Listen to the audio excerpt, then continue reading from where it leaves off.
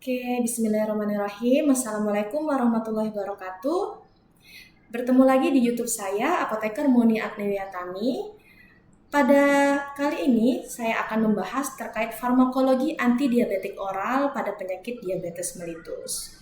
Untuk referensi yang saya gunakan yaitu menggunakan Perkeni tahun 2021 dan American Diabetes Association tahun 2020. Baik, jadi dalam YouTube hari ini kita akan membahas terkait dengan pengertian diabetes mellitus, kemudian penggolongan obat-obatannya, mekanisme kerja dari obat antidiabetik oral, indikasinya seperti apa, kontraindikasi, dan efek sampingnya. Baik, sebelum kita masuk ke materi, mari kita tonton video berikut. Kencing manis atau dalam bahasa medis disebut dengan diabetes mellitus dibagi menjadi dua jenis, diabetes mellitus tipe 1 dan diabetes mellitus tipe 2. Diabetes mellitus tipe 1 merupakan diabetes yang didapatkan secara genetika yang merupakan ketidaksempurnaan sel-sel beta pankreas sehingga tidak dapat menghasilkan hormon insulin secara optimal. Sedangkan diabetes mellitus tipe 2 merupakan diabetes yang didapatkan karena pola makan yang tidak baik. Contohnya adalah mengonsumsi makanan dan minuman dengan kadar gula tinggi dalam waktu yang lama, serta makan dengan komposisi karbohidrat yang terlalu banyak. Regulasi gula di dalam tubuh kita sangat erat kaitannya dengan organ yang bernama pankreas. Pankreas menghasilkan hormon-hormon yang berfungsi untuk menurunkan dan menaikkan kadar gula di dalam darah. Hormon yang berkaitan langsung dalam penyakit diabetes mellitus adalah hormon insulin. Insulin merupakan hormon yang berfungsi membawa gula yang berada di dalam darah untuk masuk ke dalam sel-sel tubuh. Saat gula di dalam darah melebihi batas yang normal, maka hormon insulin akan bekerja untuk memasukkan gula di dalam darah ke dalam sel-sel tubuh, jaringan, ataupun organ. Jagalah kadar gula Anda dengan menjaga gaya hidup dan pola makan agar terhindar dari penyakit diabetes mellitus. Oke, dari video ini kita sudah ada gambaran ya terkait penyakit diabetes mellitus itu seperti apa. Jadi berdasarkan video ini dikatakan bahwa ada dua di antaranya tipe dari diabetes mellitus. Ada tipe 1 dan tipe 2. Bedanya apa? Tadi disampaikan bahwa pada tipe 1 itu pankreasnya secara absolut tidak menghasilkan insulin ya, diakibatkan karena genetika. Kemudian untuk diabetes mellitus tipe 2, jadi pankreasnya itu tidak adekuat untuk memproduksi insulin. Padahal kita tahu bahwa insulin ini diproduksi untuk mengolah glukosa. Oke, kita lanjut ke materi. Jadi diabetes mellitus pengertiannya apa? Yaitu penyakit metabolik yang ditandai dengan hiperglikemia. Jadi peningkatan glukosa darah yang terjadi karena kelainan sekresi insulin ataupun kerja insulin atau keduanya.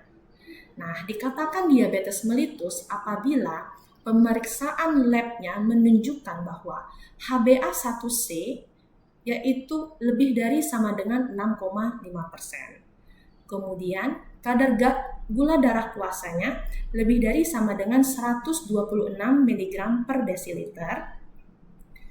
Kemudian glukosa plasma 2 jam setelah tes toleransi glukosa oral lebih dari sama dengan 200 mg per desiliter. Kemudian untuk tipe diabetes mellitus ada 4 ya.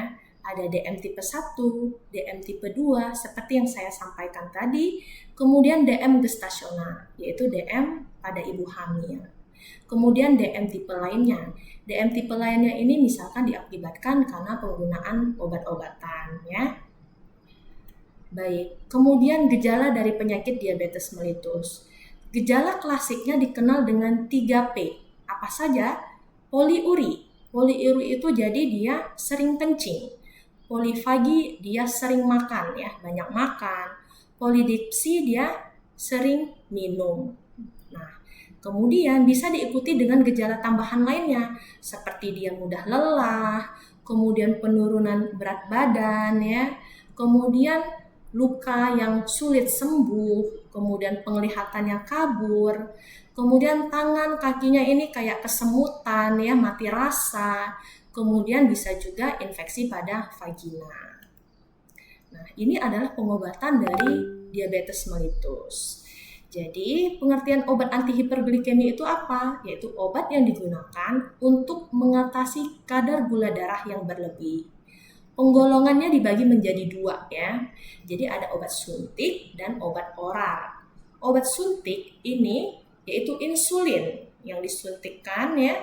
Kemudian agonis GLP-1 atau incretin mimetik ya.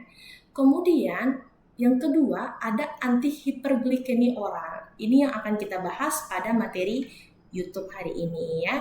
Jadi ada golongan sulfonylurea, golongan glinit yang mekanisme kerjanya itu untuk memacu sekresi dari insulin.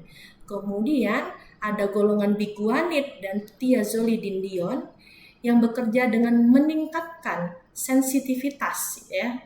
Kemudian alpha glukosidase inhibitor, kemudian DPP-4 inhibitor, dan yang terakhir adalah sodium glukos cotransfer 2 atau SGLT2 inhibitor. Mari kita bahas ya satu persatu ya. Jadi yang pertama adalah sulfonylurea dan glinit, di mana kita tahu tadi mekanismenya sama-sama meningkatkan sekresi insulin ya. Kemudian sulfonylurea ini dapat menurunkan HbA1c sekitar 1,4 sampai 1,6% dan menurunkan kadar glukosa puasa ya. Kemudian dikontraindikasikan pada kondisi hamil, kemudian pasien dengan gangguan ginjal dan gangguan hepar. Efek sampingnya adalah hipoglikemi dan peningkatan berat badan.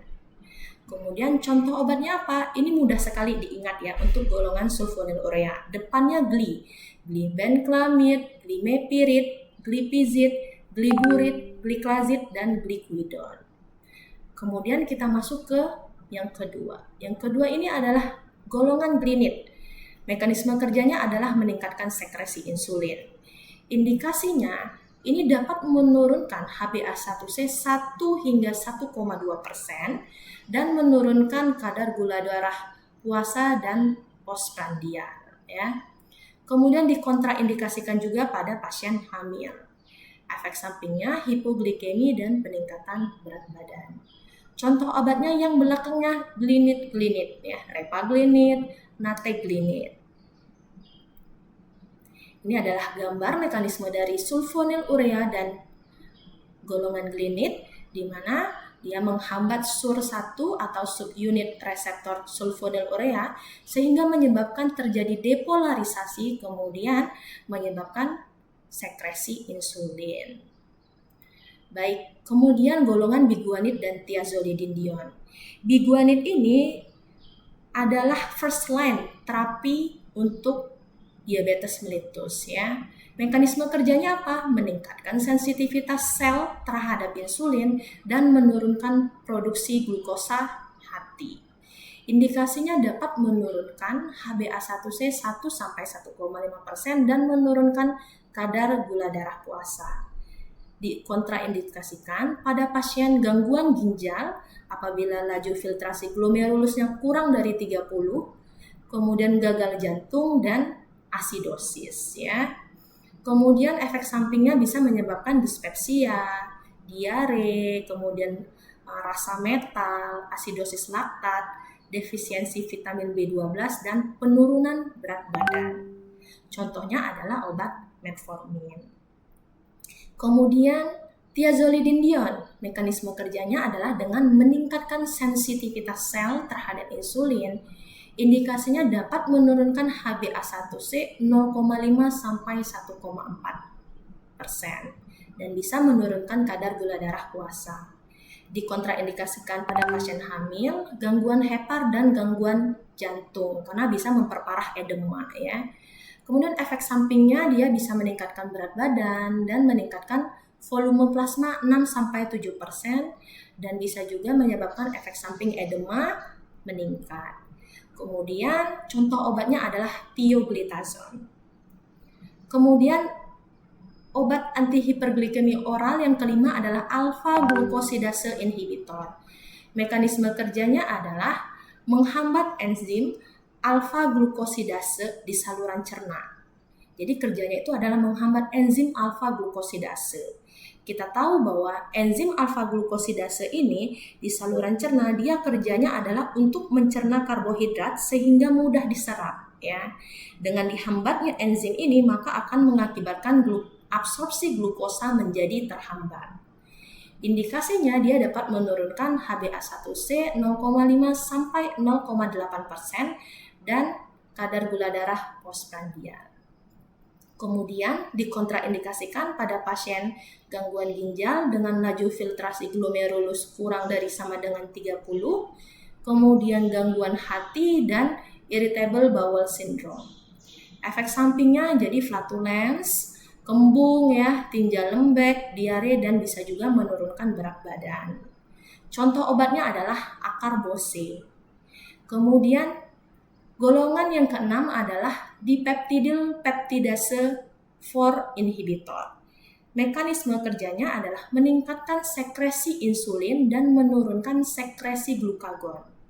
Diindikasikan dia dapat menurunkan HbA1c 0,5 sampai 0,8%, menurunkan kadar gula darah puasa dan postprandial.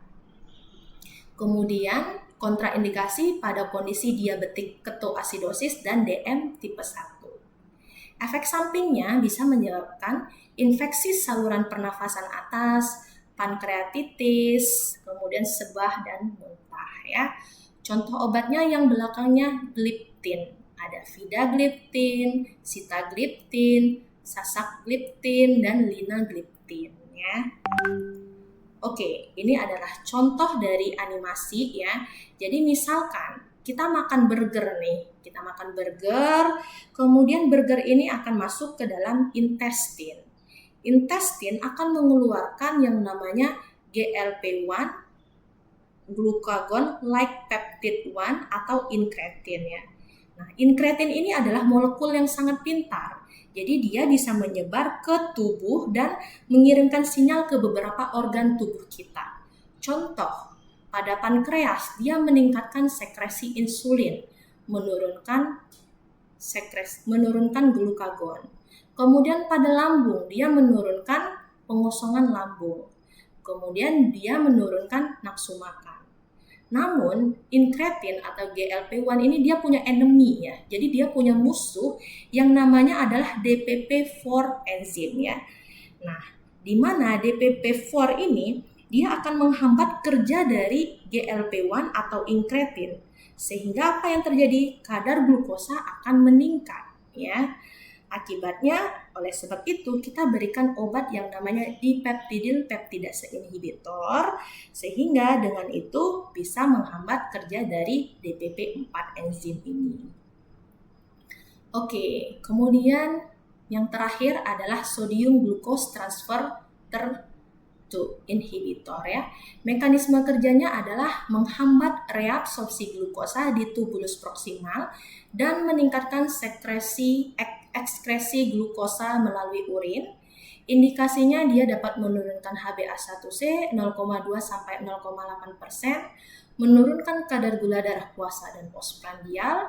Kemudian dikontraindikasikan pada pasien dengan gangguan ginjal dengan laju filtrasi glomerulusnya kurang dari 45. Efek sampingnya bisa menyebabkan infeksi saluran kencing. Contohnya adalah dapagliflozin dan empagliflozin. Jadi ini adalah mekanisme dari sodium glucose transporter 2 inhibitor ya, dia menghambat reabsorpsi dari glukosa. Baik, kita masuk ke kesimpulan. Jadi metformin ini merupakan first line pada pasien diabetes mellitus tipe 2. Kemudian sulfonylurea adalah pilihan kedua terapi diabetes mellitus ya. Efek samping dari hipoglikemi ini yang paling tinggi adalah pada golongan sulfonylurea. Baik, terima kasih. Untuk materi hari ini akan kita lanjutkan nanti di YouTube selanjutnya. Saya akhiri. Wassalamualaikum warahmatullahi wabarakatuh.